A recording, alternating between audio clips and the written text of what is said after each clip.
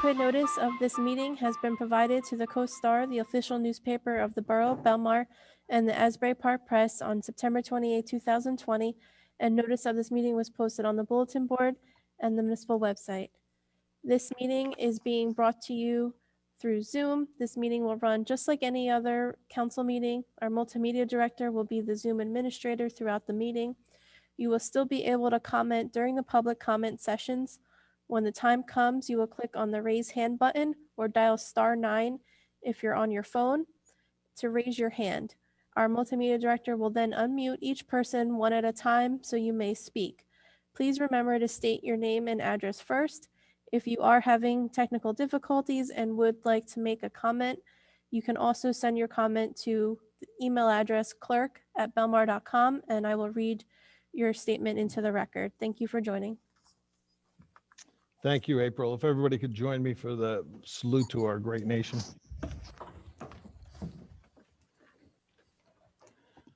I pledge allegiance to the flag of the United States of America and to the republic for which it stands, one nation, under God, indivisible, with liberty and justice for all.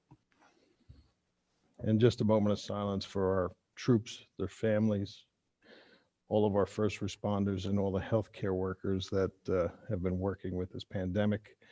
And also to the Long family. Mike Long has passed away last Wednesday. He was a dear friend, an untimely passing.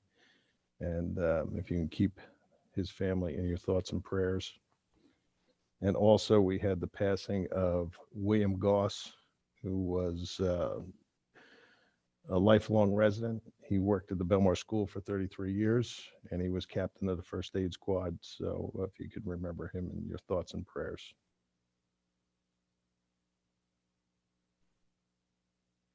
Thank you.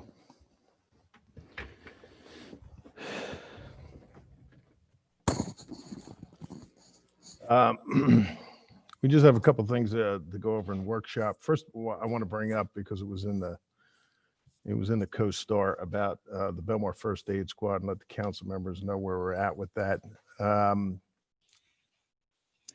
Back in September, I believe it was September 25th, they requested a meeting with myself and the financial team, our chief of police, Ryan, who is our fire administrator. So we met with them, and they were having a little bit of an issue with some of their finances. In addition to what we pay, or the taxpayers pay per year, which is around $80,000, I think it was this year, they were requesting another $70,000. So we said that, because last year they came to us and we're also having a little bit of a problem, that we helped them out with their insurance premiums by taking them under the borough's umbrella and saving them money that way. At the September 25th meeting, just for the council members to know, that we said that because they were having these financial difficulties and they were asking for an additional $70,000, we said we wanted to take a look at their business model. We wanted to take a look at their finances, see where the problems were, because of course the borough doesn't have $70,000 just floating around to write out a check without knowing what is going on. And absolutely, we want to help them out. They provide a great service to our town. We don't want our emergency services to disintegrate or do anything for response time or anything like that. So we definitely wanted to help them out. But I believe that it was our responsibility as the governing body to take a look to see where the $70,000 extra was going to be spent, where they needed it, because there's a lot of different aspects to look at. I mean, if there's duplications of some of the services that we could help them out with, wherever the problems were, even if it was with employees, that it was costing them too much for employees to work something out with them along those lines, that it wouldn't cost the borough money, but we could help them out like we did last year with the insurance premiums. So we were waiting for that. And then there was a letter posted in the Coast Star, and there was articles in the Coast Star So I'm not sure of where we're at. We're gonna have our attorney send them a letter saying that, we still want to help you out. We still need emergency medical services in town. We definitely think that they do a great job, and it's unfortunate that, we're doing this back and forth on the Co-Star, but I think that there's areas that we could work together and work something out. So I just wanted to bring everybody up to speed about where we're at. There's a lot of things going on in social media and in the papers, and we definitely want to work something out with them. So, and I hope we can get together and do that. But I just wanted to bring the council members up to speed of where we're at. If anybody has any questions before we move on, I feel free for your input so we know what to do. Yeah, Mr. Mayor, I have a question. Sorry, go ahead, Mr. McCracken. Okay. Yeah, Mayor, thanks for that report. I know that you and the Office of the Emergency Management and others have been working very hard to solve this issue. Our EMS squad in town, as far as I'm concerned, is first rate. They respond to emergencies 24 hours a day, 7 days a week, provide a vital services to our community. But they provide a public service and they collect public funding. And, when I read in the Co-Star that their attorney advised them not to disclose their financial records so we could better determine ways to assist them so that they could operate in a more cost-effective manner, and we could determine what an appropriate stipend for them would be to offset their costs so they remain financially solvent. We're able to provide training and education to their volunteers and pay the staff that they have and cover other expenses. In the negotiations with them, did anyone say that, did their attorney give a reason as to why they would not want to disclose their financial statements? So as a municipality, we could do the responsible thing and determine what type of additional resources or funding or whatever that they would need. I mean, was a reason provided? Well, no, because I mean, at the time of the meeting that we had discussed a lot of the issues that they were having. There was like calls down to Bar A that they weren't getting paid for, and you're right, they do get, even when we're paying for all the beach personnel, everybody that gets taken to the hospital, they bill. So it's become not a volunteer service; it's become, a business, and and we definitely wanted to sit down and work it out and help them out. And when we walked out of that meeting, I made sure we were perfectly clear that we really like the service that they give and we want to help them. But just to come up with $70,000, it's not budgeted for. We figured that there was other areas that maybe there was shared services that we could do, but our finance team that we put together, I wanted them to take a look at not only their books, but their whole business operation, because maybe some of the midnight shifts that we could move some of our police force that on slow nights that they're patrolling could patrol in an ambulance also. And if somebody needs medical emergency services, and help them out that way. So there's a lot of different things that the borough could do. I was just very surprised that we ended up negotiating in the Co-Star. And that's the first I heard that they weren't going to share their books or give us anything. So that's where we're at. I haven't heard anything else. We've instructed our borough attorney to send them a letter so we could start conversations again and see where we're at. And in the meantime, until we work through these financial issues, residents need not be concerned that there'll be any disruption in services, correct? Yeah, correct. They said if they don't receive the money that they're going to have to back bill, which is more than what the customary insurance pays, and they will send them bills, which we were trying to avoid. Thank you. Council President, you have a question? That pretty much covered it. I was basically going to ask the same question. I'm really, I'm sure we'll be able to work something out. And I want to echo what you said, Mr. Mayor. I mean, we totally support the first aid, and we want to give them what they need. It's just, I feel like municipal government, we have a fiduciary responsibility to the taxpayers to make sure that their money is being used the most effectively and most efficiently. And we want to do, and to have that work with the first aid squad is exactly the way to do it.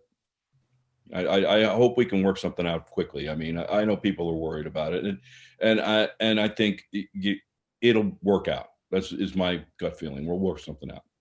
Yeah, I think it will too. And we're willing to sit down and talk to them and help them out wherever we can.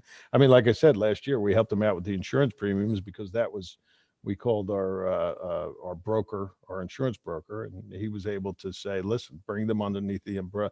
Don't let them have their own insurance. Bring them under the umbrella of Belmar, and we could save them a lot of money, which we did. So, and that was one way. And there's other different ways that, we could help them out. A lot of the other first aid squads in the other towns that I've talked to, most of them either become under the police department, or I guess the first aid squads now become under the borough entity. So we have a little bit of a different situation, but they went from a volunteer squad now to a business, and we're just going to make sure that whatever we're doing the best we can. So. I mean, I think it's only responsible, as Council President Brennan said, to, ask them to submit their revenues and their expenses, and, propose a budget to us and demonstrate the type of relief they need to offset any losses and what that money is used for. I mean, I think that's a very normal thing and responsible thing for municipalities to ask for. So I agree with all of this as well. I mean, we have to be sure that we're not throwing good money after bad.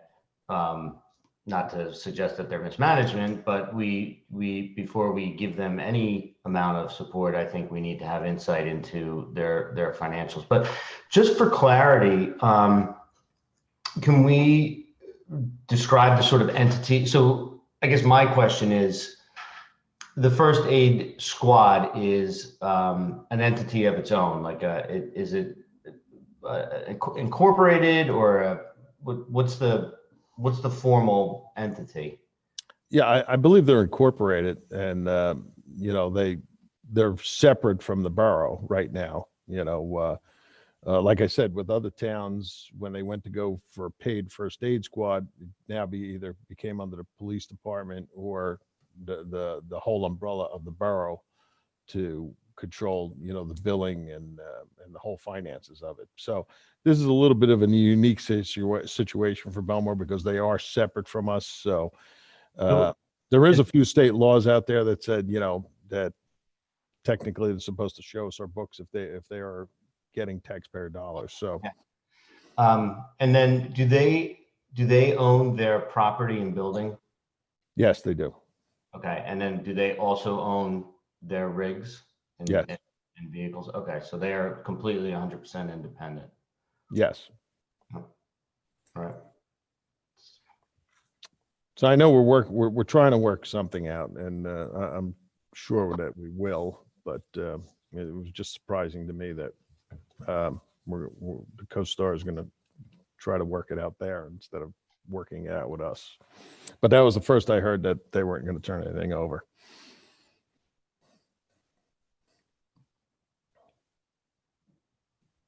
Anybody else? All right, I'll move on. Just is there anything else for workshop? Yeah. Well, the only other thing I got for workshop is I know there was media and press down for us removing the ships down on the playgrounds today, the pirate ships, and the reason for that was that the professionals and our insurance company took a look at them, and because they were made out of cement with rebar, the bottoms of them started deteriorating from the salt air, where if you looked inside of them, kids could get hurt. So we had to remove them, and we're looking at all different options before next summer on what we're going to replace down there, whether it's going to be with other pirate ships or new ones. But they were only 8 years old, and the salt air and the sand and everything else that we have down there, really took a toll on them if you really look at them. So, we need something that's going to last us a little bit better on the beach. But I think that's all. Ed, is that all we had for workshop tonight?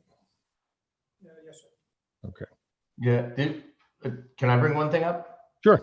I was hoping that either April or John Sabia could talk about the website enhancement for the dumpster permits and mercantile licenses. Sure, I can do that. Thanks. So we recently signed on with GovPilot, and it's an online platform where people can now file their dumpster permits, their mercantile licenses online. The credit card option is going up very soon, but right now they can at least file the application and then mail in their check or drop one off. In the meantime, we hope to roll out the yearly, winter, summer rental and title transfers within the next week or two. And those will also be online and be able to pay by credit card, or they can still submit cash or check. Okay, so this is like a paperless option. Yes, paperless and contactless. Okay. All right. Thank you. Anyone else have anything for workshop? Okay, I think that's all we have. April, do we have any petitions come in? No, we do not. All right. Approval of minutes for November 4th. Can I have a motion to approve the minutes of the November 4th meeting? I'll make the motion. Second. Councilman Juan? Councilman Juan? Yes. Councilman Carvelli? Yes. Councilman McCracken? Yes. Councilman Brennan? Yes. Mayor Walsifer? Yes. Reports of council. Councilman Carvelli. Thank you, Mayor. Hello, everyone. It's been a while since the last meeting. I just wanted to start off by congratulating Councilman Brennan for securing his seat for the next 3 years. Job well done on your campaign. So there was only one meeting that I had attended. That was the Harbor Commission. And we actually had reviewed the slip fees or the slip fee ordinance for next year. And we had given some feedback, and it sounds like there's additional revisions to the verbiage that instead of passing it tonight, it's going to be before the end of the year. So that's what came out of the Harbor Commission meeting.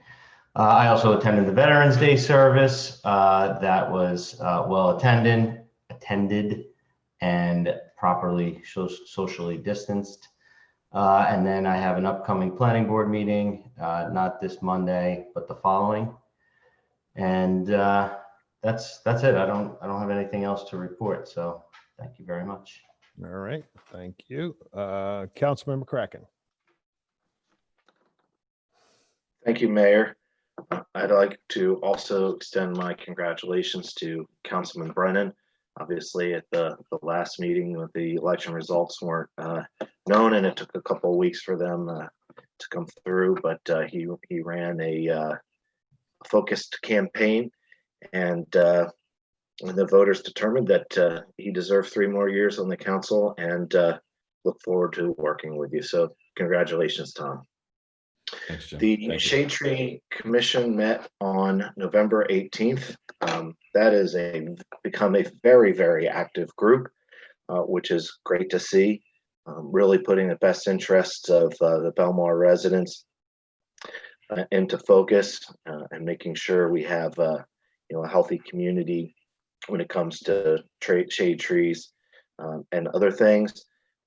Members are busy taking CEU classes, reviewing application requests, and most notably, just approved by a purchase order was a proposal from somebody who works in other neighboring municipalities to do a tree inventory of our trees that are in the public right of way and on our on borough property. to determine if those trees are healthy or a hazard, and come up with an inventory that the Shade Tree Commission can review. And obviously that report will be available to the council. So that's a great step in taking a comprehensive look at our trees borough-wide and determining the health of them, and what trees may need to be pruned or replaced or pose a hazard. They're also busy working on a Arbor Day program. Obviously, that will need to be modified this year as opposed to previous years. Well, it was modified last year too, I guess, but and Greg Glesman and Jim Sherrick are working on that program, and we're grateful for their dedication and working on putting a program together to recognize Arbor Day. We're also in the process of working with the borough administration to create a seamless plan and application process that can be seen through from the beginning to the end and tracked on a municipal system that will be available to all the parties that need to have access to that. So that project is underway, and we're excited about that, creating a seamless process that will just be a benefit to everybody. And also, the Shade Tree continues to wait for some final modifications as proposed by our code enforcement officer, working in conjunction with the Borough of Lake Como to finalize an invasive species ordinance, so that we have some guidelines and our residents have some guidelines to follow regarding bamboo and other items. As you know, I'm the liaison to the Belmar Housing Authority. I reported on that at our last meeting, and our next meeting is scheduled for next Monday. I guess it's the first Monday of the month. That's it. All right, thank you. Councilwoman Juan. Thank you, Mayor. Again, congratulations to Tom. Nice to have you back for 3 more years if we ever get to sit together again, thanks to these Zoom meetings. I don't have any reports from committees, as we haven't had any, but I do need to talk to the mayor regarding our ADA committee, as we are bringing back the welcome wagon. And I know that you were in the process of making a brochure, so we do need to reach out to you, Mayor, and sit and talk about that going forward. And that's about all I have to report on right now. Thank you. All right, thank you. Council President Brennan. Thank you, Mr. Mayor, and I really appreciate the very gracious comments from my fellow council members. I really appreciate it. I look forward to serving with you as well. I have 2 things in my report. One's pretty good and one's not so good. Let's see. I'm trying to remember if it was a Friday right before Thanksgiving. We had our big beach planting event, I guess you call it. And I have a lot of people to thank. The event was extremely successful. I was really thrilled with the number of volunteers. There was between 25 and 30 volunteers, so many that I didn't get to even meet all of them because we were spread out all up and down the boardwalk. But I have several people I do want to name, thanking them, because it wouldn't have happened without a real big group effort. And the first one is Business Administrator Ed Kirschenbaum and Bridget Dudas from Purchasing and Accounts Payable. They're the ones who made sure that we were able to get the plants. We worked it out. It seemed for a little while we weren't going to be able to get what we needed. They made it happen. And then there's a whole bunch of people from DPW. I want to thank Mike Campbell, whose support in the past has been really instrumental in making these pilots work and was very supportive all the way through, and John McGuire, who did a really great job making sure that we had everything we needed. Rick Takte, who also handled getting the plants from the nursery and making sure we had everything we need. Kevin Gans, Chris Emmons, and Kyle Baldwin was there. I got to tell you, I taught Kyle Baldwin at the Belmar Elementary School. I didn't recognize him. He's like so grown up. He's huge. I really was thrilled that they were there. It was really nice, and they worked really hard And the volunteers also worked really hard. And now there's too many of them to name. Like I said, I didn't meet everybody, but some people I want to mention are Lou Fierro from the Belmar Environmental Commission. He came down. Joe McAvoy, who's on our water rescue team. He's also one of the moderators of one of the Belmar Locals Facebook groups. He and I have had a lot of conversations about this subject, and he was very gracious to come down and volunteer and do the same work with everybody. I really appreciate that. And a fellow named Will Heiniger, who's active in the Surfrider organization. He's the one who got us organized with working in teams. We worked in teams. We had hundreds and hundreds of flats of dune grass plugs, and we organized teams of people to go up and get the plugs ready. And then they figured out you don't need a shovel to put these in. You just take a broom handle and make a hole, and you just put them in the ground. And then we had the people putting the plugs in. And you can get if you go and look, we got with the dune grass plugs, we got almost up to 8th Avenue from all the way from 20th. We had 2 different kinds of grass, but then none of them are what we think of as dune grass. There's switch grasses and there's salt marsh grass. Salt marsh grass is the kind of grass that's growing around the ramps at the gates. If you look at that, that's what you'll see growing once it starts to really come in. We also got 2 kinds of flowering shrubs, beach plum and bayberry, and we had 200 of them, and we were able to do 20th, 19th, 18th, all the way up to 17th Avenue. So if you look at the south end, you're going to get a real sense of what it's going to look like when it's done. We need more pollinators, and we need to get more of the shrubs. So now the next phase would be to go and do an inventory of what we need to finish the job. We've got a lot of the beach is done. A lot of it's done. And that's really very, very, very exciting for me. We need to make sure we get them together, get an inventory of what we need, make sure we get what we need. And then next fall, hopefully we'll have the same kind of turnout with the volunteers, which was unbelievable. I was really thrilled. The number of people that showed up going, "Hey, I heard you're planting. Can I help?" Yeah. Oh boy, that was great. And again, it's the idea is you can see it in the places, especially one of the best places to see what the result is going to be. If you look at the block between 4th and 5th Avenue, which was done 2 years ago, it's all the kind of plants we need are in there. The sand is building up. It's definitely going to stay there. It's going to protect our boardwalk in case there's any kind of velocity wave action. And it's, and not for nothing, but we found a nursery that has great prices, and we're able to do all of this without taxpayer dollars. We're able to use money from the beach utility because this is definitely to protect the beach. So that's a great thing. I'm really thrilled, and I want to thank everybody for their support. The second thing I got to tell everybody is I want to make sure everybody understands this. I am quarantining at home because I was exposed to somebody who was exposed to COVID-19, who definitely had COVID-19. And it was, an inadvertent thing. It was a very good friend who's definitely part of our little bubble and just wasn't thinking. My impression was that there was like no thought. I mean, there's lots of ways to rationalize, oh, I can't get it. Oh, it's this. Oh, it's that. Oh, it's this. But I'm telling you, I just found out yesterday that a fellow I played music with, a fellow named Dave Quayle, really great guy, he just died from COVID. That's it. He got it. He got sick. He went to the hospital. He didn't get better.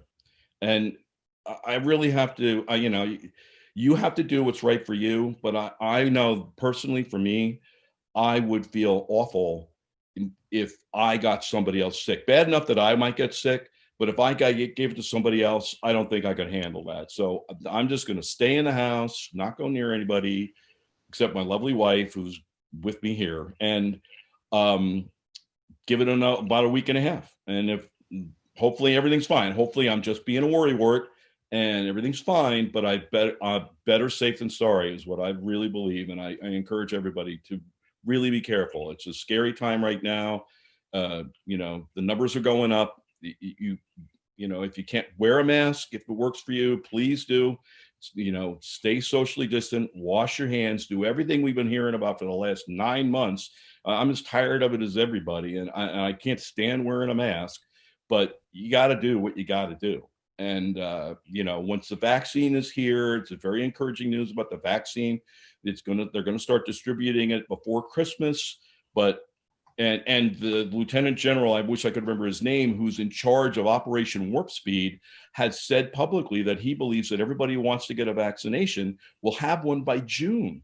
I mean, that's really great news, but it doesn't help us right now. We need to think about what we have to do right now. So I encourage everybody to stay safe and stay well. And that's my report. Thank you, Mr. Mayor.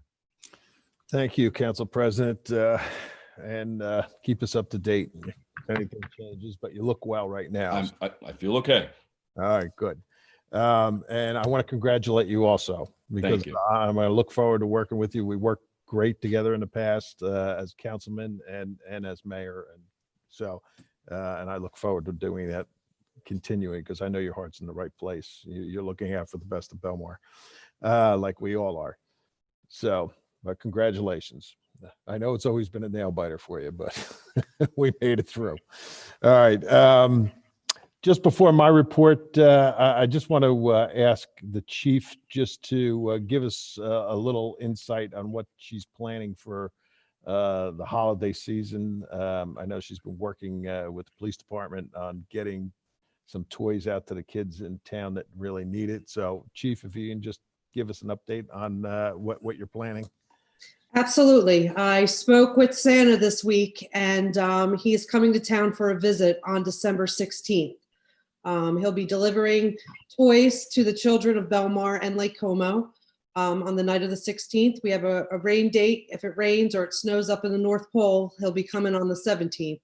But all you parents, just look for the information on social media and the Belmar website as to the instructions to have a visit from Santa. Thank you, Chief, and thanks for putting that together for us. Couple things I have. On December 10th, down at the Belmar Marina, our business administrator, Ed Kirschenbaum, has set up for us free COVID testing and free flu shots. So if anybody wants to get their COVID test or free flu shot, it's going to be December 10th, and it's at the Belmar Marina, and it's 9 a.m. to 3 p.m. Ed, do we need any more information on it, or give out any more information? You can refer to our website. It'll be all over social media and our Facebook page. It's free. Just look for the information on our websites. 9 a.m. to 3 p.m. like the mayor said, and there'll be police officers down there directing you through the process. So it's long lines are at some of the Medi centers, and this is something we could do for the residents and visitors of Belmar to get tested and get flu shots. So it'll be on all our social media. All right, great job setting that up. And Mark, yes, I have a question, please. Is that Sure. for residents only? It's not residents only. It's anybody that wants to get a flu shot or get a COVID test. Thank you. okay, thanks, Business Administrator Kirschenbaum. The only thing I got is I want to thank DPW for all the Christmas lights and everything that they put out, setting us all up for the holiday season. The town looks great. They did a great job. We will be having a virtual tree lighting on Friday, and to make sure that we don't have crowds there, it's probably going to be recorded prior, and we're going to put it out at 6 o'clock on Friday night. So, with this pandemic and the cases growing, we don't want to encourage people to come out. I know the kids really loved it with Santa and the fire truck, but this year with the situation we're in, we figure we better do it virtual, better be safe than sorry. So that'll be happening Friday night. So if anybody wants to tune in, they can go to our Facebook page, and it'll be on there at 6 o'clock. I think I want to mention, we went, I know I mentioned last meeting about the beach badge process. We went live last night at about midnight for season badges. The system seems to be working well, and I have to thank April Claudio, Bridget Dudaz, and John Sabia for working so hard to set all that up. It's going to help us out tremendously, especially with the daily badges. People know that if they go online before they leave their house, if there'll be room on the beach for them. We're expecting another busy beach season like last year because as of right now with the COVID situation the way it is with cases rising, we're going to have to really look to try to streamline what we have done last summer, and so that we don't have people coming to our town that can't get beach badges. They'll know before they leave the house if there will be beach badges available. And we're doing the season beach badges as well. This way we have less contact with our employees. You put everything online, and either you can get it mailed to you or you can come in here. They scan your QR code. You can just get the badge right then and there. There's no big interaction with our employees. So the first day rolled out. They did very well, and I just want to thank them for all their hard work putting that all together. And I think that's all I have. So we'll move on to public session on any of the resolution items. So this is just public comment on the resolutions listed on the agenda only. Please remember to raise your hand or dial *9 if you're here by phone and wait to be called upon, and then state your name and address before speaking. Okay, stand by. Gerald, one moment, please. I see you.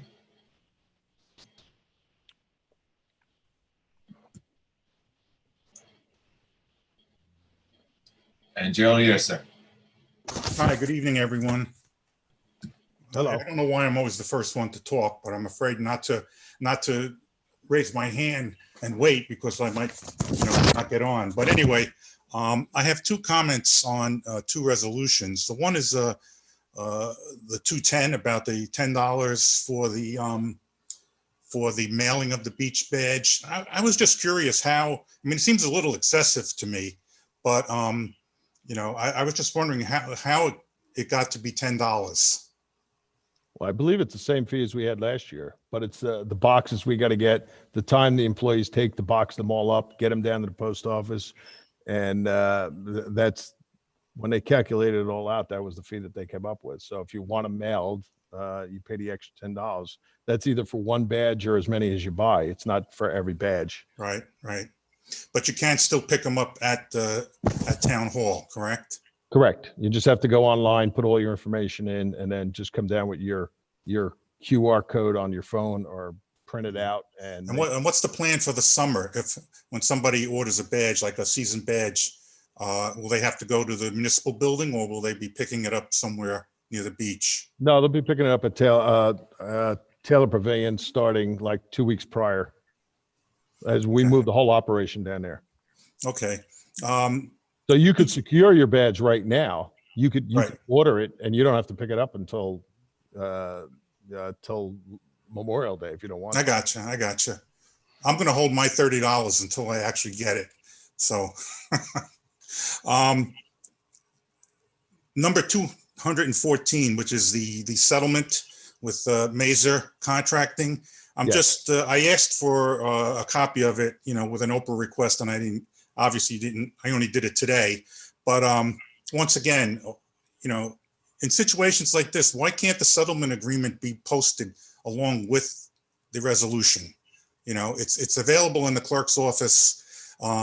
There's no mention of what the settlement is in the resolution. I can guess what it is, but once again, in the interest of transparency, I think it would be nice if residents knew what the settlement is. I think the issue with that, Jared, just before I'll let you speak in a minute, but I think the issue with that is we have to vote on it and approve it before it gets posted. So like if the council don't approve it, then, we're putting something out there that's not approved. But Jared, Mr. Tasty, go ahead. You got it, Mayor. That's exactly right. Certainly the public has every right to know what we presumably will vote to approve, but we have to approve it first. So you're right. Well, then what I suggest is that the ordinance shouldn't say that the settlement is available in the clerk's office for someone to view during normal business hours. Sir, when the resolution is approved tonight, the settlement agreement will be available. So that's true. We haven't voted on a resolution yet, but if we Well, vote it on the doesn't- resolution and approve it, it'll be available tomorrow morning. Once again, it's a little ambiguous to me because the way I read paragraph 1, it seems like if I went to the clerk's office today, I could have gotten a copy of the settlement agreement. You know, it would be clearer if it says once the agreement is approved, then you can get a copy of the settlement agreement. Minor point, but I just wanted to, bring that out there. That's all. Thank you. Okay, thank you. Thank you very much. Stand by. I see no hands. I have a motion to close the public session. Motion. And a second. Second. All in favor? Aye. Aye. Okay. Can I have a motion to approve the resolutions as listed on the consent agenda? I'll make a motion. Second. Councilman Juan, Yes. Councilman Carvelli, Yes. Councilman McCracken, Yes. Councilman Brennan, Yes. Mayor Walsifer. Yes. Okay. First ordinance we have is second reading and public hearing on ordinance 2020-33. This is an ordinance amending Chapter 11 regarding salaries. It's open for public hearing. If anyone would like to comment on this ordinance, please raise your hand and state your name and address when called on. Okay, looking for hands. Just seeing Gerald, stand by.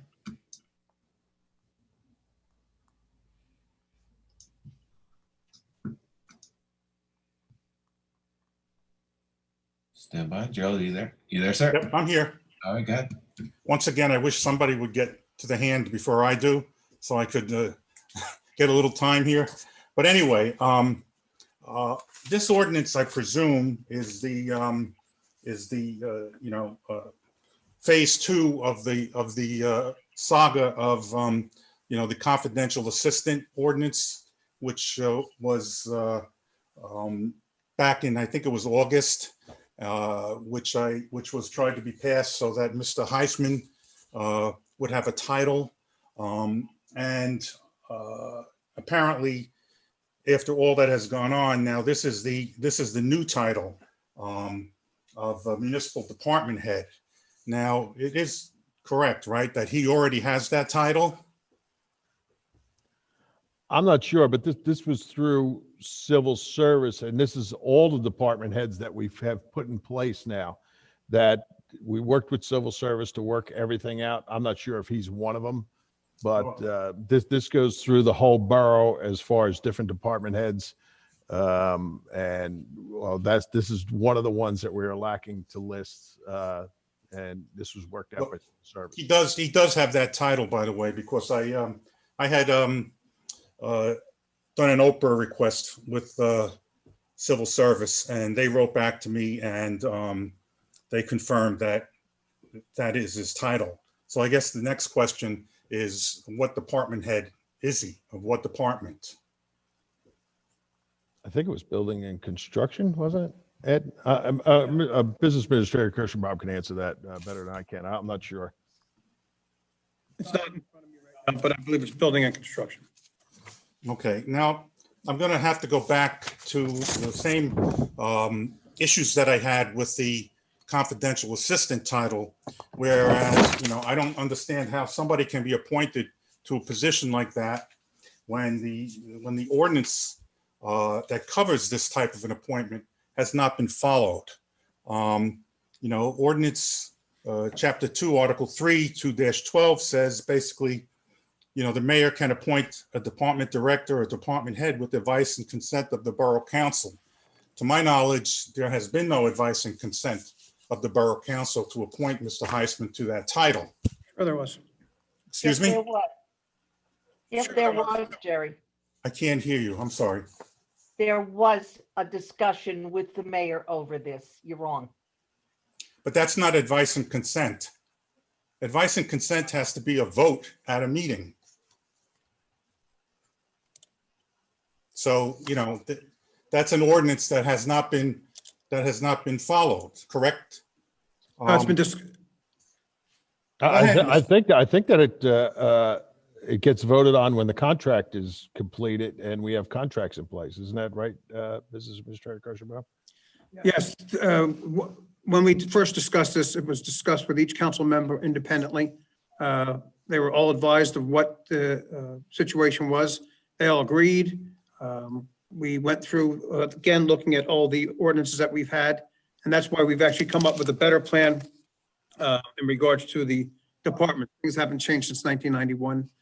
So we actually streamlined it and got it to where we should be as a borough to get our employees in better spots and work more efficiently with our employees. So there was a discussion. I talked to each council member individually. They were all advised of the situation. They all agreed to it. And that's how we came up with the plan. All right. And- So now and I'm we going worked to with- ask, And we work Mr. with civil Dasty, is service. that advice and consent in your knowledge and all the years that you've been practicing? Is that considered advice and consent? Who are you You're on asking? mute, Jerry. I'm asking any one of you, but seeing Mr. Dasty as the attorney, is that advice and consent when the business administrator asks every council member individually what their vote would be if they advise and consent? Sir, I would only answer legal questions if directed by the mayor and borough administrator of the council. I'm not real familiar with this exactly, so I really can't answer all of that question directly. Well, Mr. Dasty, this is a general principle of law. When it says that, the Senate or whoever gives advice and consent, Mr. Mayor, what does that mean in your mind? Doesn't that mean a vote at the public hearing where people can understand who's voting for and who's voting against and what the pros and cons of selecting a person are? Well, in my mind, it's when the contract comes before us. Now, we could deny the contract and say, no, we don't agree with it, and we're not going to hire that way. But department heads have to have their own contract. So we worked this all out with civil service to make sure that we were 100% correct. And once those contracts come before us, that's when the council will say yes or no. There is no contract. He's been working without a contract since the day he was hired. Correct, Well, Mr. Kirschenbaum? Well, they are. Right? We are in the process now that we did things through civil service and through the change of what we're doing with our departments. Now we will start the process with contracts. Civil service has nothing to do with this. Civil service has to do This with is- the this is a title. I'm sorry, right? this is non-competitive position. I know We that. followed- You gonna let me finish or? Yeah, go ahead. Okay, it's non-competitive. We revamped our entire structure for our employees. It hadn't been done since 1991. We followed the rules and procedures. As agreed to that, we followed it through our civil service consultant. And that's what we're doing. Now that we have consent, after the council being advised, the mayor being advised, they agreed to it. We're now going to go into the contract phase. They will all get a chance to look at that and vote. You may be following the civil service procedures, but you're not following the town ordinances, right? And that. Ordinance A and Ordinance J have both been violated. All right, J says no to new department employee position shall be created by action of the borough. Okay, the creation or abolition of any position by the council shall be specifically noted. And a new position, employee position, must include a statement of the powers, duties, and responsibilities of the function therein created. And this revision shall be appropriately amended.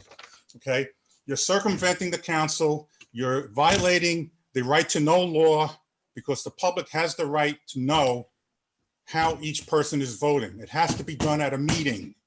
Can't be done behind the scenes because that's just an attempt to avoid the right to know law.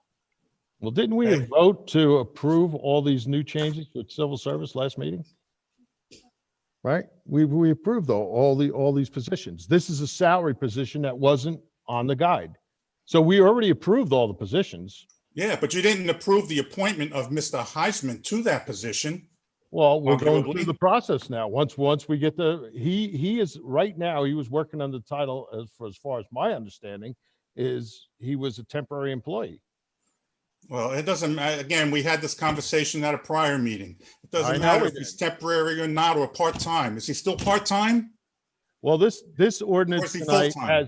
has nothing to do with Mr. Heisman. So we're going to be putting it on, and then we will talk to the attorneys to make sure that we're doing it the right way. But Mr. Heisman already has this title, so how can you say it has nothing to do with him? He doesn't have this title until there's a contract approved. He has the title according to civil service, Non-competitive. and he has the title without the advice and consent of the council. This ordinance, I'm going to say it again, does not have anything to do with Mr. Heisman. This ordinance Okay, this ordinance is to place this position on the salary guide. We will discuss it with the attorneys to make sure that we are all in compliant. I still go back to my point, though. The public has the right to know how he got appointed to this position without the advice and consent of the council. Okay? If All right, but every member of this this, ordinance every- that we're talking about has nothing to do with Mr. Heisman. You're making it that point, but it I'm has, only making it because he has that title. well, I don't know that. We're going to look into it. So I have a letter here that I could send to you. I have an email I could send to you from the Civil Service Commission saying that he is on. we will talk that to our title. attorneys and make sure that we are. Well, that's just a way to circumvent the problem. All right? No, you're trying to make this ordinance into something it's not. This No, what I ordinance want to do is I created want the council on to the salary follow, I want the council to follow the ordinances, just like every resident in this town has to follow the ordinances. You don't Okay. have the right to follow the ordinances that you want or that you don't want. This ordinance is to create the position on the salary guide. Yeah, and by the way, it has the second highest salary on the guide at $150,000 a year. Believe me, the council could disapprove it. So we're going to take a vote and see how It's- everybody feels. Yeah, well, let me tell you this. Every council person who votes for that is voting for another step towards cronyism. We had part one back with the confidential assistant. Now we're in part two, okay? And I'm ashamed to call myself an attorney when I can see an attorney sitting there who doesn't know what advice and consent is. Please, give me a break. Thank you.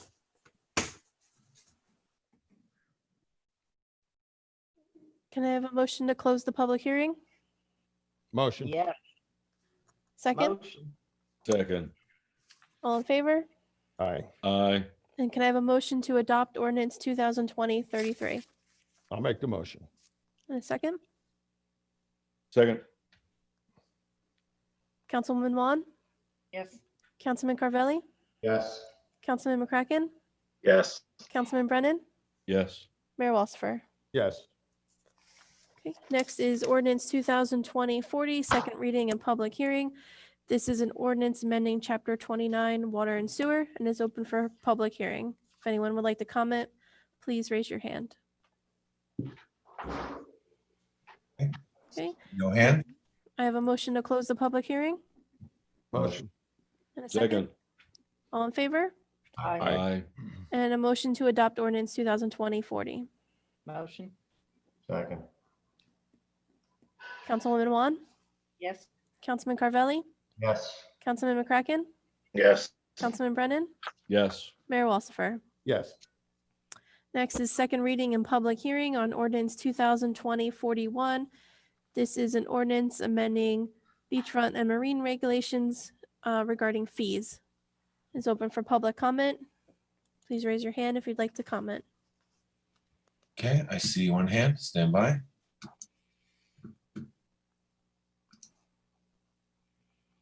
Go ahead, sir.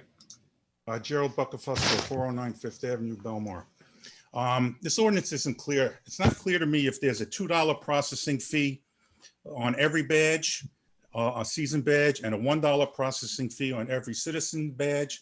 And then in addition to that, is there another fee for people who pay via credit card? Can somebody clear that up? Yes. It's not drafted clearly. $2 to the company for senior, $1 to the company for this, well, no, $2 for the season badge, $1 for the senior. And there's a 25-cent fee for the daily badge. And yes, if you use a credit card, whatever fees there are on your credit card, that applies also.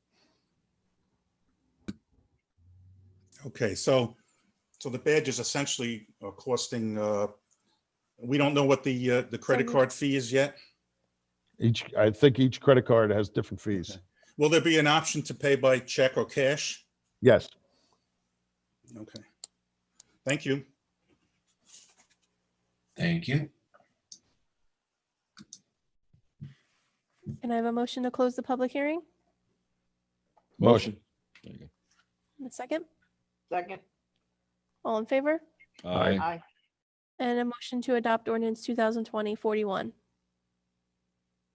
Motion. Second. Councilwoman Juan, Yes. Councilman Carvelli, Yes. Councilman McCracken, Yes. Councilman Brennan, Yes. Mayor Walsifer. Yes. Last one is second reading and public hearing on ordinance 2020-42. This is a bond ordinance for the replacement of a water main on 15th Avenue. If anyone would like to comment on this ordinance, please raise your hand. See no hands? Okay, a motion to close the public hearing. Motion. Second.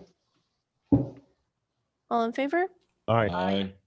And a motion to adopt ordinance 2020-42. Motion. Second. Okay, Councilwoman Juan, Yes. Councilman Carvelli, Yes. Councilman McCracken, Yes. Councilman Brennan, Yes. Mayor Walsifer. Yes. Okay, we're on the public session. Anybody that has anything that they want to bring up to mayor and council? Stand by, okay? Please remember to state your name and address before you speak. And again, if anyone is having technical difficulties, you can send your comments to clerk@belmar.com and they will be read into the record. Okay, Caitlin has been waiting. Stand by.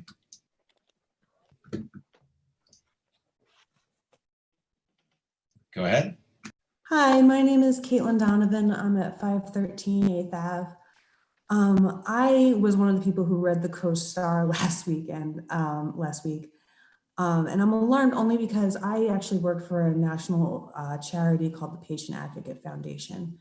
And my area of expertise is in the intersection between personal finances and healthcare. A lot of the patients, and I mean thousands and thousands every year, are being balance billed because of ambulances. It's a gray area in healthcare finances. There's no federal law that's even being talked about to cover it. And most of the balance bills we see are starting around $1,000. So I don't have an answer to how you resolve the dispute in question. I just wanted to take the opportunity to urge you to come to a resolution. Not only in general, I would hope that we stay in a town that has a contract with EMS, but particularly in the middle of a pandemic that we don't know for sure when it is stopping. I would hate to see, especially our older neighbors and our lower income families in Belmar being subject to co-pays and deductibles that are rising every day. So please, Councilman, Mayor Walsifer, I just urge you to take every opportunity you can to resolve it so that people in Belmar aren't getting any of these type of fees. Yes, I agree with you. We're trying to work it out. Thank you. Thank you. Okay, going to Mark. Stand by. Go ahead, Mark. Hi, this is Mark Pfeiffer, 319 Fifth Avenue. My wife and I were on the boardwalk today, saw the pirate ship being hoisted away, and thought of our 2-year-old grandson and 4-year-old granddaughter and how much they will miss it. But I applaud you being proactive in getting something that will keep the children safe. So that's a good thing. I'd just like to mention something about, with Jerry, and when we moved here permanently in January of 2011, we started attending the council meetings. So the 20 years we lived in East Brunswick, we never went to one council meeting. We moved to Belmar. It's a small town. We want to be involved. We want to, involved to the extent we're comfortable being involved in, and attend the council meetings. And for years, Gene Kramer was the voice who, whether you agreed with Gene or you didn't agree with Gene, he would stand up and he would just question things that are going on in the town. And that's not an easy thing to do. I mean, it takes time, it takes effort on his part to do that. And whether you agreed with him or not, I think it was good to have somebody like that. Whether you agree with what Jerry says or you don't agree with what Jerry says, his interest is good in terms of questioning what is going on in the town. So I just wanted to mention that, whether I agreed with Gene or whether I agree with Jerry, I appreciate that they put that time and effort in their idea of trying to improve the town and the communication that takes place. Finally, on to one of the most important things is, Mayor, a few weeks ago, you mentioned the possibility of using the paving company that redid the basketball courts and have them convert some of the McCleary Park tennis courts into permanent pickleball courts. I just wanted to see if there was any update on that. We're working on the funding right now, but I definitely want to have it before spring. I mean, it's an outdoor activity, especially with this pandemic going around. To have it out, anything that we could have outdoors definitely will benefit the town. So hopefully we could have the funding in place. We're working with our finance team to see where we can get some of the funding from and get that finished up by spring. Great. Thank you very much. Appreciate it. And just one thing, but I do take Jerry's comments. I do listen to him, and we do discuss different things that he brings up with the attorneys to make sure that we are on the same playing field and making sure that we're not going down the wrong road anywhere. And I'm confident of that. Thank you. Appreciate that.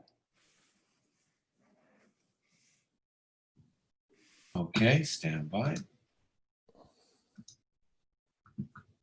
Coming to checking my list. Sherry, here we go. Go ahead and go ahead. Hello? Yes, go ahead, Sherry. Name and address, please. Sherry Russo, 1218 Briarwood Road in Belmar. I just wanted to take a quick touch on the pirate ships that were being removed. I understand that you said that they were being removed and you hope to possibly do something for next year. I would like to just state that I hope that we more than would possibly think about doing things. As we all know, movies on the beach were something that were also going to be possibly thought about that also have never come into fruition. And I truly hope that as much as many people loved the movies on the beach, as you know, I went door to door, and that was a big issue with people. It would sadden me that also their pirate ships and playgrounds would be getting smaller and smaller for middle-class families in town. I know last year was a wonderful year we had on the beach. We weren't in any kind of a deficit with what we took in for revenue. And I hope that we would consider to put something equally as nice as what the pirate ships were there. Thank you. We're looking into different things that we could place. I would love to get another pirate ship back there. They're very expensive, but it only lasted 8 years. The salt and the sand took a beating on them. And the main thing is we want to worry about the safety of the children. I mean, when the minute the insurance company said that, listen, you gotta close this off. It's not safe. I said, let's get them off the beach because that's the last thing that I want to have happen is any child gets damaged or cut or hurt from equipment that we have there. So, but we're working on it. We're discussing all different options that we have with the playground companies and seeing what we can come up with. I understand that, maybe those pirate ships in itself, I'm sure in the 8 years, there's a different design. I'm sure things have changed. I'm sure that company didn't plan on having them rot out, etc. That was not what I meant. I'm just hoping they'll be replaced with something. You know, Yes, I we are. see in town that a lot of stuff is being taken away more and more. And I'm just stating that I hope that I would like to put my 2 cents in, and that I hope that this won't be one of the things that are also taken away. Okay, thank you. Administrator Kirschenbaum, do you have a ballpark estimate of what it would cost to replace the ships? In a conversation with the playground companies, it's $130,000 for each ship. And still, there's no guarantee for how long they will last. So we're looking at all our options. Although we had a great return on the beach this year, we were still in a deficit from the previous administration. So we had to pay quite a bit of money back into the surplus of the beach operations. So other things to take in consideration, we have to replace 2 bathrooms. They're $150,000 each this year, and hopefully do the same thing for 2022. So there's a lot of considerations. We are trying to work with the company to give us some really good equipment that would hopefully stay around for quite a few years and still have the kids safe. So we're looking into every aspect of it, but they're $130,000 each. Yeah, okay, thank you. And that was more just for reference to illustrate that it's non-trivial to pull them out and put in a new one. Right. And I think the important thing is too, at $130,000 each, you know, it's $16,000 per year per pirate ship. So, you know, Ed, as your Administrator Kirschenbaum, as you're looking into, you know, replacements, I think that the ships are great. I mean, I see them in the morning, the kids are playing on them, but, you know, we want to make sure that whatever we have, if we're spending that kind of money, as a better return than, you know, the ships that we had there. And, you know, I just want to address the movies on the beach. You know, that's something that's very important to me. And we were developing a plan to come up with them this year in a cost-effective manner to get sponsors so we could have quality family time here in Belmar, which is highly important. But because of COVID-19 and wanting to keep our residents in the greater community safe, you know, that program was suspended for this summer. So, you know, we're hoping that there will be widespread vaccinations available to the general public in June, as I think Council President Brennan said. You know, we don't want to have any super spreader events where on the beach or anywhere else where we would put our attendees in jeopardy. But you know, those movies on the beach are a nice family event, and if we can have them, I hope we can find a way to have them next year.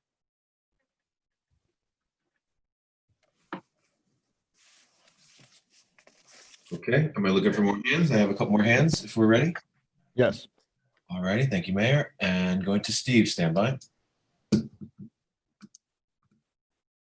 Steve, sir.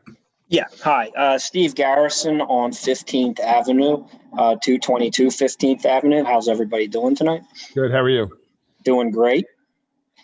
Question for you. I know we're doing some work, or we have work planned for the paving on 15th Avenue, and I think some pipes also being replaced. I just wanted to know, are we doing anything on the second block of 15th Avenue during rainstorms? We do get flooding. So I don't know if the sewer system or something is not functioning correctly, but we were wondering if that's something that's in the plans or something that can be looked at.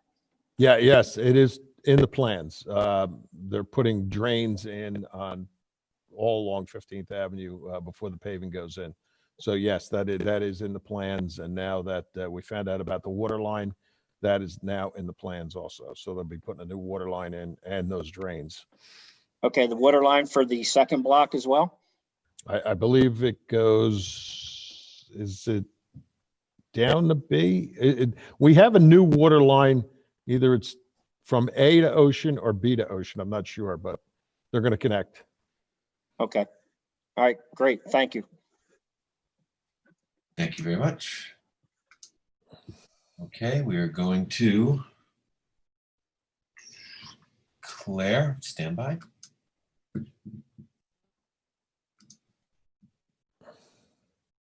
Go ahead, Claire. Good evening, Mayor and Council. Thank you very much. Hi, Claire. Hi. On Belmar's website, the code enforcement section has all the information about the animal houses. once you click on Animal House, you get in there, there's a link that says summer rentals with violations, which is very, very helpful. And you would think the fact that it's in the code enforcement area, that it would be code enforcement violations, but they're actually police violations, which is great. But is there any reason that the code violations couldn't also be on that website there? Under code enforcement? I don't know. We'll have to take a look at it. I'm not sure how they're listed, but I don't think it's a big problem to put them under there. Okay, even if they're two separate entries, that's fine, but at least everyone within community policing can be looking to see, like, maybe there's no police violations, but guess what? They haven't put their garbage out. You know, they got trash all over, this and that. So you get a real feel for, you know, code as well as police violations. Okay. Yeah, I'll have them take a look at that and see if they can put them under both. Great, thank you. You're welcome. Thank you very much. Now we're going to Sharon, stand by.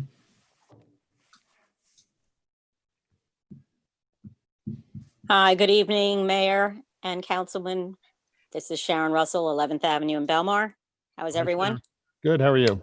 Good, fine, thank you. A couple of questions. For the toys drop-off, what's the last date that it can be dropped off in the, I guess it's the lobby of the 6th Avenue side?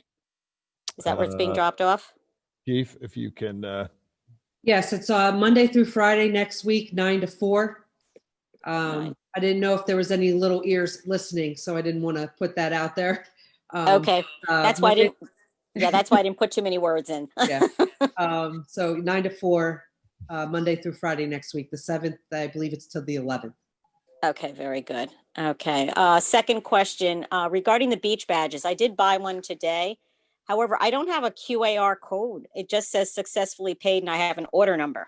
That's fine. Yeah, that's fine. You just bring that in. Okay. Okay. And how is that being handled? I just go to the door and knock on the door, or how is it working out? You go to the main entrance on 6th Avenue. You could go inside and they have everything socially distanced. And yeah, we're moving people in and out right away because once you have that code, you get the badge right away. There's no lag. Okay. So it's basically one-on-one inside. Perfect. Okay. Thank you for that.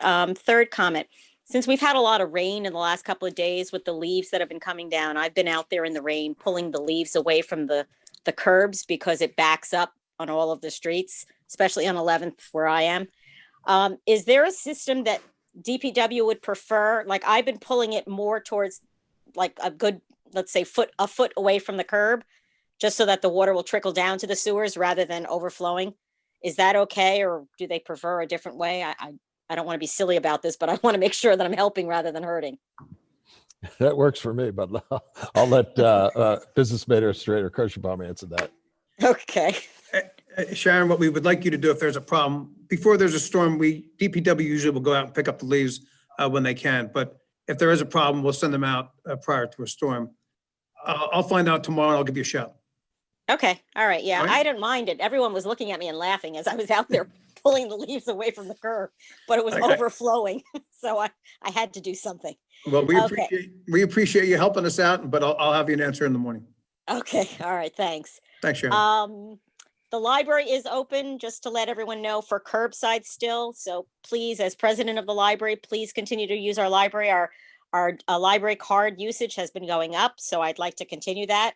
So more and more people, please realize we have so many digital services now that we've never had before. So make sure to use your card wisely. So we're really keeping up with the big libraries now. I think that's it for me. Thank you very much. Hi, Sharon. Sharon. Yes. Hi, this is Jim. I just wanted to thank you for all the work that you do at the library. In a recent meeting, Louis Pulio gave a presentation and talked about all the fantastic things that you're doing over there. And I haven't had an opportunity to see or thank you personally, but I was very impressed by his presentation to the council. And I know you guys are all volunteers over there and you're doing the best you can during this difficult time to make sure the resources of the library are available to the public. And I just wanted to thank you for that. Thank you very much. They're doing a great job considering all of the things that are going on. And we do have some videos by Miss Peggy as well as David Pulley. So make sure you check them out too. They're just so cute. Thank you. Thank you, Sharon. Thank you, Sharon. And also all your information you're asking for is on our website and social media if you need it. Okay, perfect. All right. And we're going to a Douglas standby.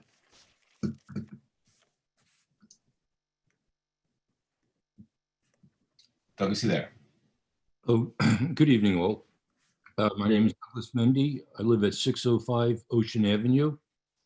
In response to what resident Ms. Russo and Councilman McCracken were talking about, the 7th Avenue Saturday night movies.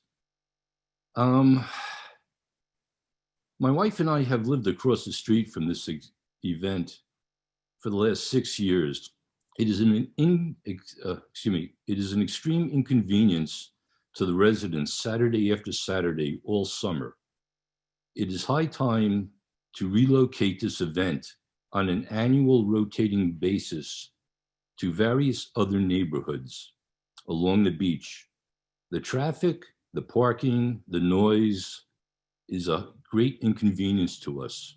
We've been living here for 6 years now across from this, and none of my neighbors enjoy this anymore.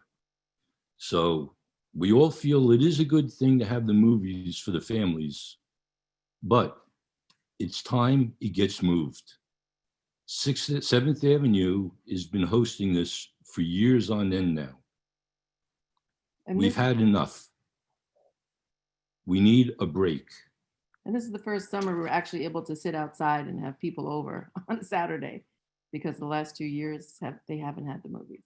So it's been a little bit nicer. Well, And I think that's something we could think about, that, you know, to move it in different areas of the beach, to give everybody a little bit of break. You know, as soon as we get back to that, that might be something we have to take a look at. Yeah, I would suggest moving it a distance of 4 blocks every year. 7th Avenue down to 11th, down to 15th, down to 19th, bring it up to like 2nd or 3rd, back to 7th, and a constant rotation like that. I think all the neighbors along Ocean Avenue should experience this event like we have. I thought you were going to tell me to move it to Avon. That is well, or do it during the week too. Yeah, another thing is, I think with the traffic we have on weekends, if you want this for the residents and the people who rent on a weekly or monthly basis, move it to the week like other towns do. Yeah, I mean, when we finally get the movie screen back, and we're not even sure if it's going to be happening this summer because we still might be in this pandemic. Sure.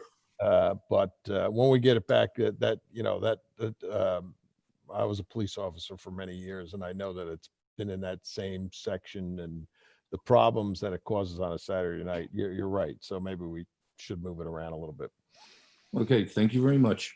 Okay. Yeah, Mayor, since I was the one who chimed in on that, I'd like to just thank Mr. Mendy and his wife for that suggestion. I think it's really good feedback. Thank you very much. You're welcome. Thank you. Thank Thanks you for your work. Thank you so much. Stand by. And we have Mr. John Walsh coming up.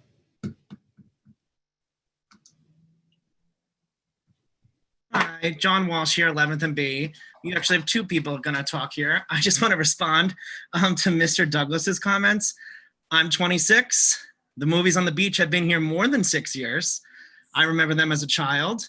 I really think it's a shame they're not here. I feel like we have this conversation all the time that the movies on the beach are not back. I understand this summer was COVID, but you know, the businesses enjoy it. I know that that's who was going to fund it last year. That didn't happen. And they were originally on Sunday nights when I was younger. And I mean, that feels more residential, I guess, because there was school the next morning. So not everyone, and work for my parents and camp or whatever there was. So, I mean, you weren't getting people from out of town or really far away coming to stay. And we all can complain about summer residents. We all experience a hardship, quote unquote, in the summer. So to say, one night a week, whatever. But here's my dad. Hold on. That's all he's got to say about that. And I second it.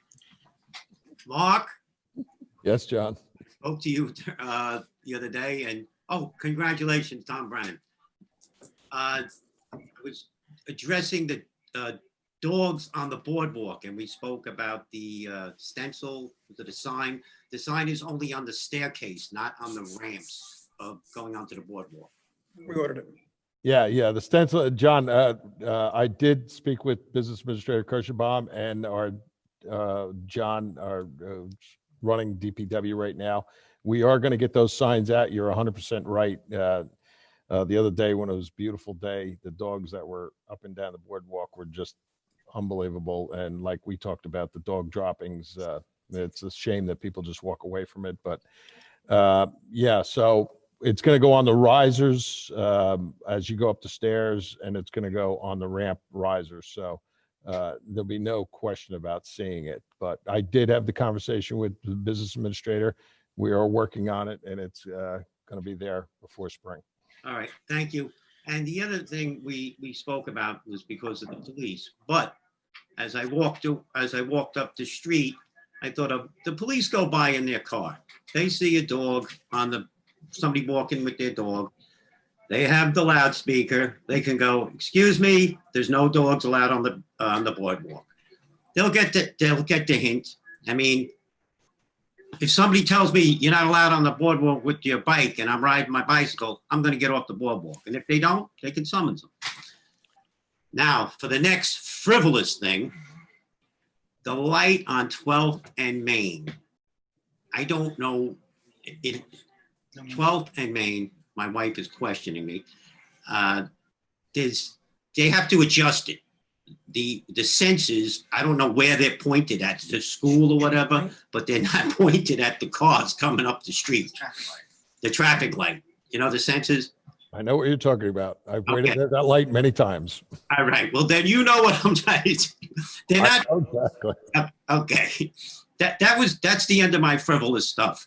Okay. All right. Thank you. All right, John. All right. Thanks. Bye. Thank you, gentlemen. All right, we are going to checking my list so it's all fair. Maria. Good evening. This is Maria Rondinaro, 1246 Pine Tree Way. Hello, Maria. Hi. I just wanted to chime in about first aid. It is so vital that we shouldn't be afraid of the bills that we might get if we do need to call on EMS. So I would love to just chime in to make sure that we do everything we can to support our Belmar first aid. Also, COVID messaging. I know that in the spring and the summer, we were getting a little bit stronger with our messaging about, masking up. Now we're looking at numbers like we're in March again. I appreciate Council President Tom Brennan's sharing that he's responsibility to each other. And I'm just wondering if we could put out some more messaging. I know I saw Spring Lake's Main Street has Spring Lake mask up signs. I'm wondering if there are more signage and maybe even, we get a lot of emails from the Belmar Elementary School letting us know what's happening in the school COVID wise. And I would love to get more updates from our municipal, whether that's in a code red or regular emails as to what's happening COVID wise. Okay. Yeah, we can work on that. Thank you. Thank you. All righty. And Sandra, coming to you.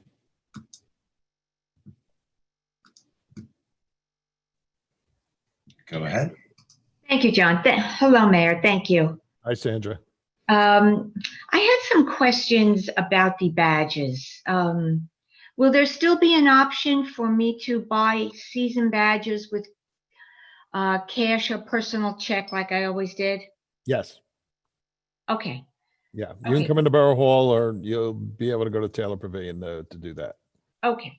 And the daily badges, if I need to use my phone and buy them with a credit card, there's a 25-cent fee on that?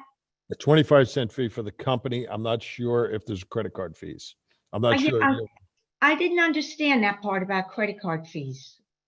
I guess like whatever your credit card, some credit cards don't charge up fees, some do. So it's based on whatever your credit card is. If there's a fee attached to it, it would be charged to you. So, but you can go down to Taylor Pavilion at any time. That's where the cash will be. But as far as all the booths, they're going to be all cashless. Okay, and that's where I'll pick up my badge then, at the booths. Yeah, you pick them up there. Yeah, you can order them online, and then you just either you show the piece of paper with the code on it, or it'll come on your phone. You show it, and they'll just hand you the badges. Okay, all right, good, thank you. I had one more thing. Of course, those pirate ships, and so many children enjoy our playgrounds. If they're not safe, of course, they need to be replaced with more pirate ships or something else before someone gets hurt.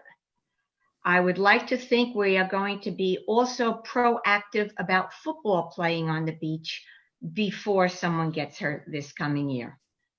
That's safety should be proactive. We shouldn't wait until something happens. Yes. Thank you. Okay, thank you. Thank you. Okay, and now to Sherry, stand by.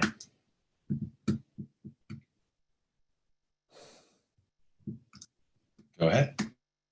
Sherry Russo, 1218 Briarwood Road in Belmar. I would like to ask the mayor and council if it's possible that you don't hang up on me before I'm done talking. I know this is the second time this has happened. I'm sure it's a miscommunication, but always at the end of when I'm talking, I'll say thank you. I'm now coming back to be a part of a conversation that Councilman McCracken is no longer here. I would have liked to have addressed this in, the order of when I spoke.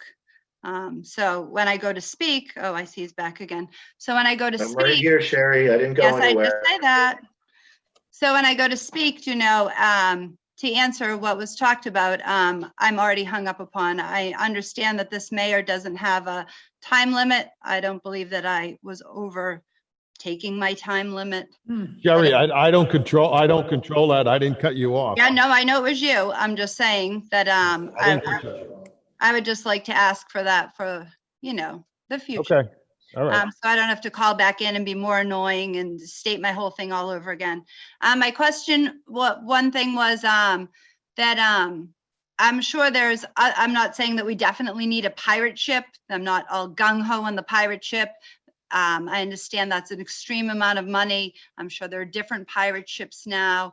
I'm sure there are many different things that just there would be something for kids to play on in addition to that. That was my point. It doesn't matter, if there's a more cost-effective non-pirate ship, I think that's lovely. My issue just is I feel like, it's sad that that things would be taken away from children. And my other question to Administrator Kirschenbaum is he talked about that we're still in a deficit from the past administration, and due to, I guess, in the beach utility surplus you were talking about. And my question is, do you know when that deficit will be done? Because I know we frequently talk about the past administration and how we're still paying on that. I mean, I believe Mayor Walsifer has now been in for 2 years, and I'm just curious if Administrator Kirschenbaum knows when that beach deficit will no longer be. We get surprises every single day. We still continue to get surprises every single day. So we're trying to work through it. We're trying to settle up some of the issues from the past.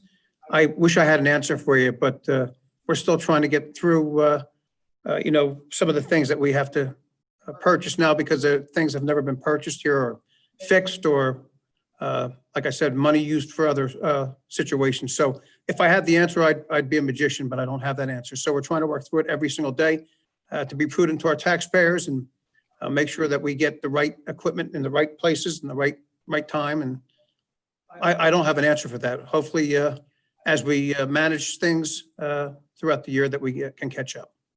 And also, I was on the movies. I understand that, you know, it was COVID and you know, I know the movies It wasn't took off here, and that wasn't my intention. I just wanted to say that was just something I was mentioning with the playground, something for kids to do. I was really just a little side note, and that I had no intention of making this a movies on the beach deal, you know, but I just wanted to say that.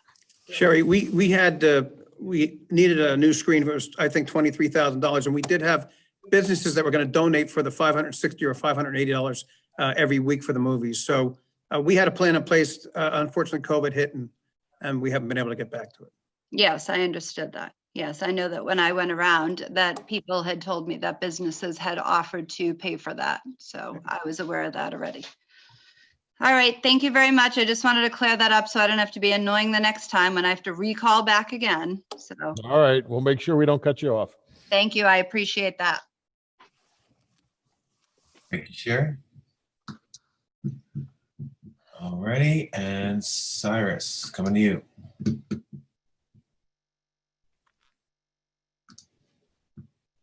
Hello, everyone. Hi, Cy. There was a lot of talk tonight about movie night and about pirate ships. I've never been, I don't think, to a movie night. And I do like the man's suggestion about alternating its location. But I think you should think about, if you are going to contemplate that, moving it north, not south, because if you do keep it on a Saturday, I can only imagine the nightmare that's going to happen down on 16th, 17th, and 18th. So if you are going to contemplate that as a viable alternative, I think you ought to head north and not south. Regarding pirate ships and bathrooms, I may be a pirate, but I've never been in that pirate ship. But the idea is that at a cost of $130,000 each, with the technology that we have today, can't we get a professional to come in and do a restoration of the pirate ships and make them safe in a way that, you know, they could be reused rather than purchase new? It just makes, in my opinion, some financial sense. I mean, if they could get a car that's practically totaled and repair it, why can't we have some expert come in and maybe have a different way rather than the rebar? Maybe do a restoration of it. You may be able to restore all of those at the cost of buying one brand new one, but you don't know until you look into it. That's what we say, Cy. Yeah. That's exactly what we've looked into. That's where we came to the point that we had to get rid of it because it was a safety hazard for the kids. It's rebar and it's concrete. What happens up here, and in talking to all the companies that were involved, unfortunately, we have a summer and we have a winter. Things expand and contract based on the weather. Down in Florida, these things last on the beach. They won't last here because of hairline cracks when the water gets into it, the salt water gets into it. It's rebar and it's concrete. We've looked at the $130,000 ships are stainless, although a lot of the parts are not all stainless. So they already told us that the ship for $130,000 will still not be guaranteed past 7 or 8 years because of the conditions. They don't usually put these on beaches in New Jersey because of the summer and winter season. So we've already tried to fix it. We have repaired it over the years. We've tried to fix it. We've tried to get better alternatives. So we have to just be smart with the money we're going to spend down there for something that will last and be safe for our children. There's no like, plastic version of. We've looked into it. As a matter of fact, one of the steps we're taking is we have to budget $40,000 a year now. I'm talking to the CFO to make sure that we repair and maintain all of the playgrounds in the borough, 4 on the beach and the 3 within the borough. We have to actually put a line item in the budget so we maintain them in good, safe order because bolts break. We don't want anybody hurt, so we have to make sure that we have the proper amount of money budgeted to make them safe and secure throughout the town. Okay, just another suggestion on, again, I don't use the pirate ships, but it seems to be that, it's a topic of discussion. I would recommend that somebody visit the mini golf course that's up in Bradley Beach, because they have 2 ships up there that are in the mini golf course, and Mark, you know, I ride that boardwalk all the time. They've been there for years. And they're in a salt air, atmosphere. They're not directly on the beach, but they're pretty darn close to it. Maybe you find, and they happen to be wooden. But anyway, I'm just making that suggestion. The other thing But is, I don't think so. I don't think those kids play on them. They I don't. know they're decorations, but no, but I'm just saying, they may be decorated, but maybe they're that's a company that manufactures them, and maybe they have one that can be played in.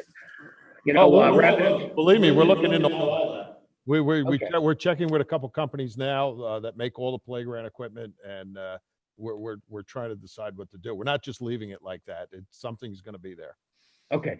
On kind of like a similar topic, the bathrooms. Have you also gotten done evaluations of whether they could be renovated rather than purchase new? They have been renovated. They've been renovated so many times that the chassis is falling apart. They have been renovated almost every single year. Department of Public Works refabricates them every year. It's at a point where they're unsafe right now. They've been around for a long time. So we try to do every cost-saving measure we can. As a matter of fact, we renovated them last year, so we didn't have to buy any. But there comes a point in time where you can't kick the can down the road too many times. You have to buy and make sure things are safe. And we're trying to get the best bang for our buck and make sure that we get them secured and properly fashioned on the boardwalk themselves. Okay, great. I just was questioning whether or not you explored other options, and apparently you did. Yes, we have. Yeah. If I can ask a question to Councilman McCracken.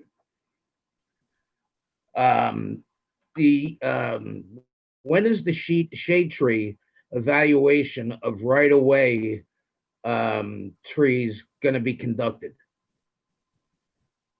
I think the purchase order was just sent, and I think the study's supposed to be done by the end of the year, and the report issued right around that time. Okay.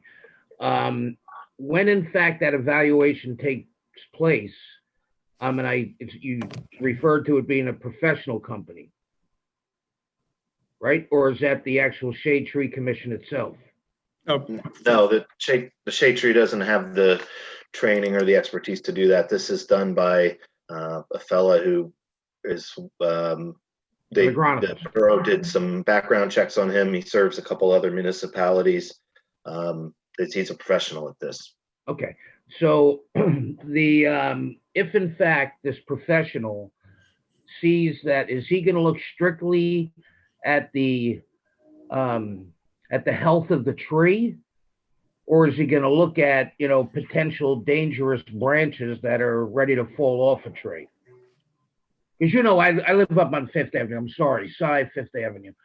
The sycamore trees are everywhere here, and I'm in Sharon's club, and my neighbors as well with respect to raking leaves up. But we also have to pick up branches like you have no idea every time there's a windstorm. Are they going to look at strictly the health of the tree, or are they going to look at what they need to do from a maintenance perspective? My understanding is the proposal is a combination of both. Okay. And they'll submit that then to the Shade Tree Commission? Well, it'll come to the town. Okay. And as a part of that inspection, is the professional also going to look at the impact that the trees have on people's sidewalks in terms of root damage? That is a good question, Cy. I don't know about that. I'd have to look at the proposal. Okay, because I would strongly recommend that to be the case. I don't want to have to put another set of sidewalks in. And I had to do that. Code enforcement does that. They look at the sidewalks, or at least respond to complaints, and there's in the ordinance that you can only have so much deviation or something between that's not the point I'm making. The point I'm making is that the professional should also, as a part of his analysis, look not only at the tree itself, but how the tree is affecting the property around it, i.e. that if the root structure is such that it's causing damage to both public and to private property, then that should be duly noted. Yep, I agree. I have the proposal. It'll take me a minute to find it. But that's a good suggestion.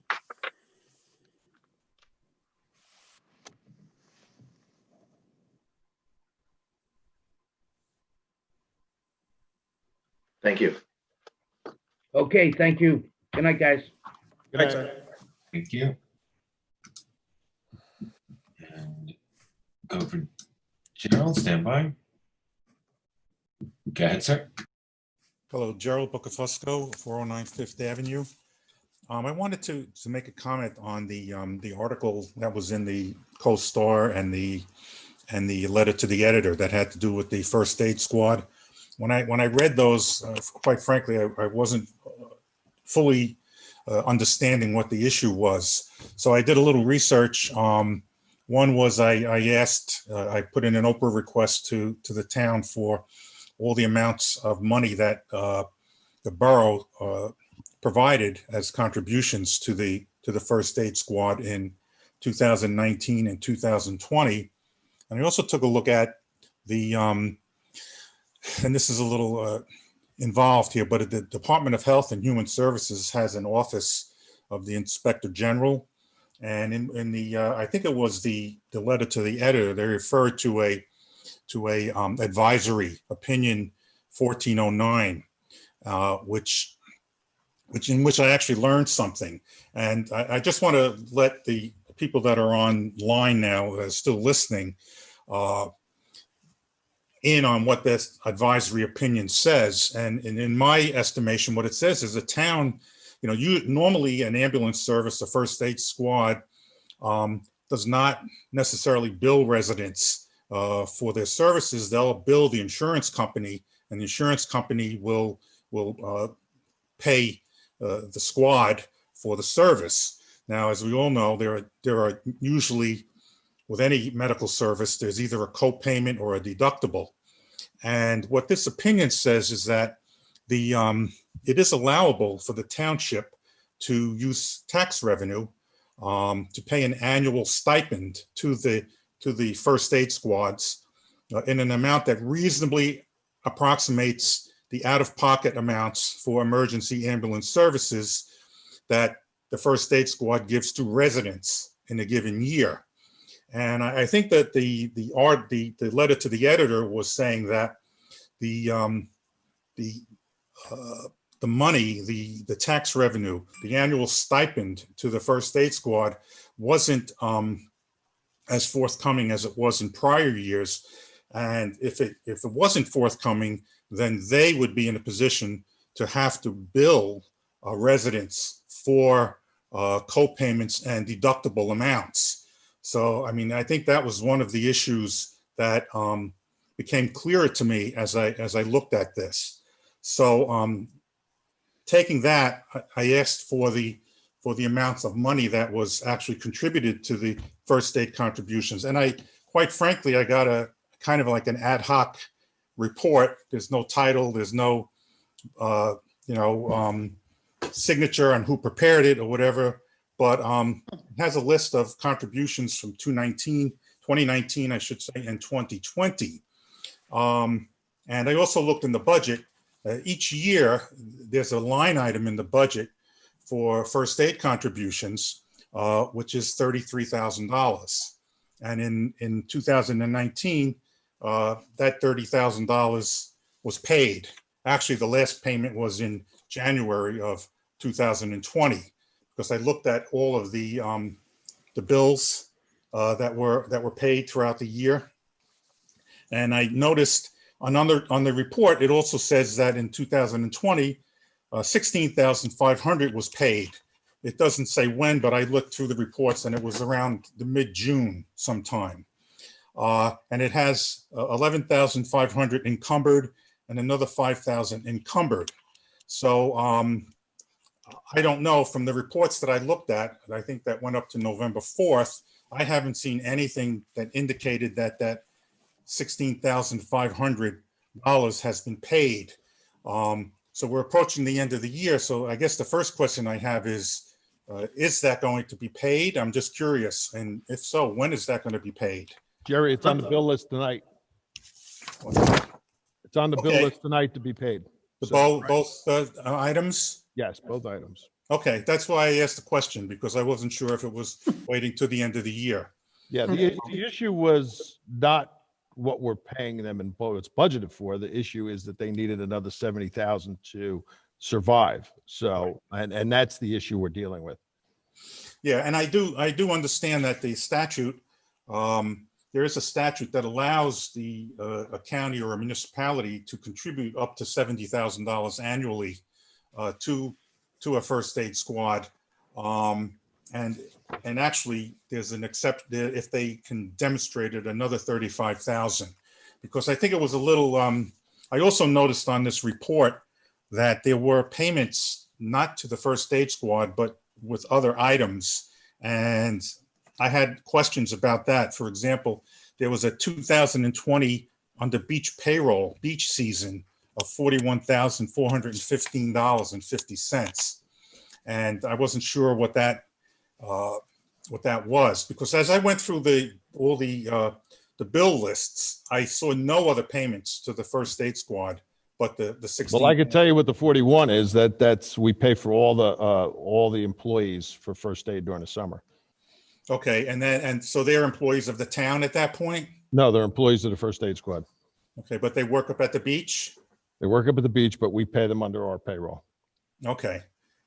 And then I assume that then the supplies, because there's first aid supplies and water, that was also smaller amounts, approximately $4,100 for that. And I assume that's also beach related. All for the first aid. Yeah, for the first aid. All for the first aid. Yeah, yeah. Now I'm curious now, these employees that work at the beach during the summer, are they making calls in town at the same time? Yes. Well, Mr. Kirschenbaum said no. I saw him shake his head no. No, they absolutely do. They respond on the beach as their main focus. That's working down the beach front. Okay, but if there's But every person they take off the beach, they still bill. No, I understand that. Right. Yeah. So No, I'm saying, but years ago it was all volunteer. Now they have a business model. So right. But I mean, if there's an accident in town, the EMT. Oh, absolutely. will all go. the years that I was a police officer, if we needed them during the day, during the summer, yes, they come off the beach. If they needed emergency medical services anywhere in town, they came off the beach. Okay. I was just concerned because I think it's, you guys, I'm glad to hear that you're working with the first aid to try to resolve the issues. And I think it's my parents used the first aid squad many times, living here for the short time that they did. And I think it's nice that, we don't have to worry about paying co-pays and deductibles, because I'm sure that would be a burden on many people that live in the town if they had to do that. And I would hope that practice would continue. Yes, and I agree with you. I want that practice to continue, and we're trying to work it out with them. There's other ways other than just handing over money, and that's Right. what we're looking at. Okay, thank you. Okay. Okay, thank you. Seeing no more hands. April? Could I have a motion to close the public session and adjourn the meeting? Motion. Second. All in favor? Aye. Aye. Thank you, everyone. Thank you All right. for signing See you on. guys.